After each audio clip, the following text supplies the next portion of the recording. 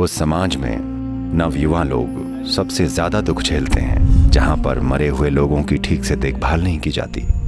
जब लोग मरते थे, कुछ खास चीजें की जाती थीं, जिससे कि वो आपके जरिए जीने की बहुत शक्तिशाली कोशिश न करें। आप उनके वंश से दूरी बनाते हैं ताकि ये जीव एक फ्रेश जीवन की तरह खुद को व्यवस्थित करते हुए जीवन जिए।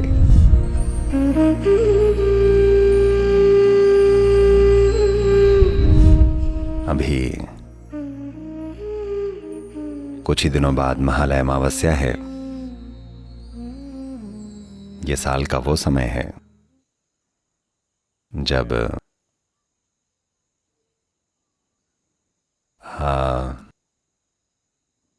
हम सर्दियों में दिन और रात के बराबर होने के दिन के करीब होते हैं। ये साल का वो समय है जब धरती में स्त्री गुण सबसे ज्यादा होता है, खासकर उत्तरी गोलार्ध में। The feminine quality of the planet is more enhanced. धरती का स्त्री गुण और ज्यादा बढ़ जाता है। तो प्रभावशाली स्त्री गुण वाले पितृपक्ष या महालय अमावस्या को ऐसे समय के रूप में भी देखा जाता है जब Our respects, regards and obeisance be paid to हम हमारे पूर्वजों को सम्मान और आदर देते हैं। पूर्वजों का क्या महत्व है? वो तो मर गए हैं, अब हम उनकी चिंता क्यों करें? प्रॉब्लम ये है कि आप जैसे आज हैं, आज की दुनिया में आप लगातार गूगल पर होते हैं। शायद आपको लगता हो कि आपको गूगल वाली औरत नहीं पैदा किया है। जिन लोगों को हम पूर्वज कहते हैं, जरूरी नहीं कि वो यहां वहां भटक रहे हों और पेड़ों पर झूल रहे हों, पर वो आपके अंदर जीते हैं। आपके अंदर आपके वंश का असर कितना अब भी जिंदा है। एक स्तर पर ये आपका जीवन समृद्ध बनाता है और दूसरे स्तर पर यह आपका जीवन गुलाम बनाता है। हम जो हैं, जैसे भी हैं, वो सिर्फ अपने पूर्वजों की वजह से हैं। उन्होंने जो सीखा, वो जो जानते थे, उनके हुनर, उनकी तकनीकें, उनके जीवन की समझ, हमने जाने अनजाने में ये चीजें अपने अंदर उतारी हैं, हम सभी ने। साथ ही साथ अगर आप उन्हें अपने भीतर बहुत ज्यादा मजबूती से जीने देंगे तो आपका अपना जीवन अपना नहीं होगा, क्योंकि तब मुर्दों को कम मत समझिएगा, वो आपके माध्यम से जीने की कोशिश करेंगे। इसीलिए इतनी सावधानी बरती गई है, किसी एक संस्कृति में नहीं, दुनिया भर की सभी संस्कृतियों में लोगों के मरने पर कुछ चीजें की जाती थीं ताकि वो आपके जरिए जीने की बहुत शक्तिशाली कोशिश न करें। क्योंकि अगर वो आपके जरिए बहुत मजबूती से जिए तो आपका जीवन बर्बाद होगा, यानी कि आप एक फ्रेश जीवन नहीं होंगे। आप एक तरह से पुराने जीवन की एक कार्बन कॉपी होंगे। जिस तरीके से आप बैठते हैं और खड़े होते हैं, शायद आप इसे अपनी जिंदगी की शुरुआत में न समझ पाएं। जब आप 18-20 साल के थे तो आपने सोचा था कि आप पक्का अपने पिता या माँ जैसे नहीं बनेंगे। आप वैसे बिल्कुल भी नहीं बनना चाहते थे। आप समझे, मैं आज़ाद ख्यालात वालों की बातें कर रहा हूँ। लेकिन जब आप 45 के होते हैं तो आप उन्हीं की तरह बैठते हैं, खड़े होते हैं और बातें करते हैं, है ना? अनजाने में आपका शरीर उन्हीं की तरह चलता है। So every culture always took care to distance themselves from the dead in so many different ways. इसलिए हर संस्कृति ने हमेशा कितने ही अलग अलग तरीकों से खुद को मृतकों से दूर रखने का ध्यान रखा है। भारत में हमने विस्तृत तरीके विकसित किए। एक समय चुना जब हम इस दिशा में ज्यादा से ज्यादा चीजें कर सकते हैं ताकि साल दर साल हम ज्यादा से ज्यादा दूरी बना सकें। तो ये वर्ष का वो समय है जिसे पितृपक्ष कहा जाता है, यानी कि ये पूर्वजों की देखभाल करने का समय है। शायद आप उन्हें जानते हों, शायद न जानते हों। आमतौर पर 12 पीढ़ियों तक पूर्वजों की देखभाल की जाती है ताकि वो आपके माध्यम से जीने की कोशिश न करें। आप उनके वंश से दूरी बनाते हैं ताकि ये जीव एक नए जीवन की तरह खुद को व्यवस्थित करते हुए जीवन जिए, खुद को एक नई संभावना बनाए और बस अतीत का दोहराव ना बन जाए। तो अभी इस समय हम महालय या पितृ अमावस्या के दौरान योग केंद्र में हैं। मुझे लगता है कि 20 से 25 हजार लोग अपने पूर्वजों से दूरी बनाने के लिए जरूरी प्रक्रियाएं करेंगे। शायद वो बहुत पहले ही मर चुके हों।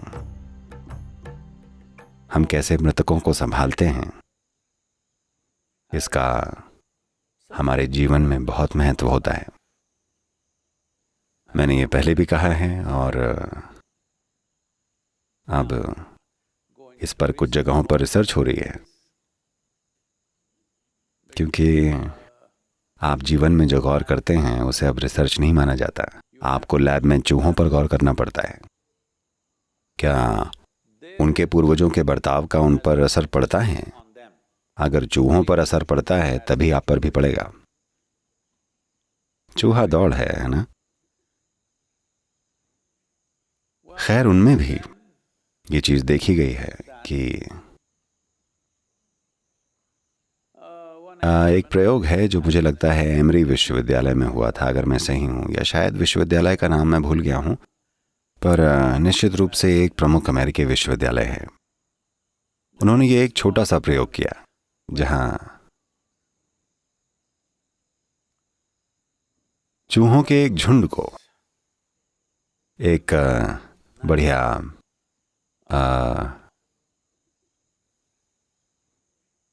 चेरी ब्लॉसम की खुशबू वाला पनीर दिया गया। पहले दिन वो उसे चट कर गए। अगले दिन जब वो खाने आए, जब उन्होंने पनीर को कुतरा, उन्हें बिजली का झटका लगा। आप इंसानों को तो जानते ही हैं। और बार बार कुछ दिनों तक उन्होंने ऐसा किया। जब भी चूहे इस चेरी ब्लॉसम की खुशबू वाले पनीर को कुतरते, उन्हें झटका लगता। चूहों की अगली 7 पीढ़ियों तक चूहे चेरी ब्लॉसम की खुशबू से भी दूर रहने लगे। उन्होंने सबक सीख लिया था, मैं बता रहा हूं। और ये पीढ़ियां एक साथ नहीं रहती थीं। मान लीजिए वो स्कूल में सीख रहे हो तो उन्हें अलग अलग कर दिया गया था। तो वो जहां कहीं भी थे, 7 पीढ़ियों तक उनकी सीख बनी रही। केवल 8वीं पीढ़ी में ही ये समझ गायब होने लगी। तो चूहों के साथ ऐसा होता है तो आपके साथ भी ऐसा होता होगा। मेरा मतलब, मैं आंकड़ों के हिसाब से बोल रहा हूं, पर हम जानते हैं कि यह हमेशा से हमारे लिए सच बात है। पॉजिटिव और नेगेटिव चीजें दोनों हमारे लिए सच हैं। पॉजिटिव और नेगेटिव दोनों चीजें अगर ये आपके जीवन पर बहुत मजबूत असर डालें तो वो एक नेगेटिव असर बन जाती हैं, चाहे वो एक पॉजिटिव चीज ही हो। पर अगर उसका असर बहुत मजबूत बन जाए तो वो चीज नेगेटिव बन जाएगी। क्योंकि आपकी 7 पीढ़ियों में, मैं केवल 7 बोल रहा हूं, ठीक है? महालय अमावस्या में हम 12 का ख्याल रखते हैं, लेकिन क्या करें, क्योंकि आप सभी ने मास्क पहने हुए हैं। मैं पता नहीं लगा पा रहा हूं कि आप इंसान हैं या चूहे।